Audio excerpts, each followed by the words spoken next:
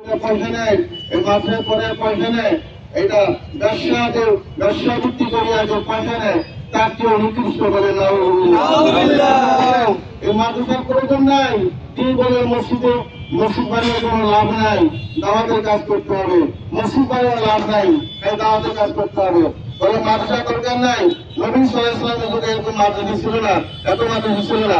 তারা মুখস্থ তারা শিখছে, তবুও তোমাকে 3 দিন যায়, চিল্লা দেয়, মানে 3 চিল্লা দেয়, শাল দেয়, এতেই হবে।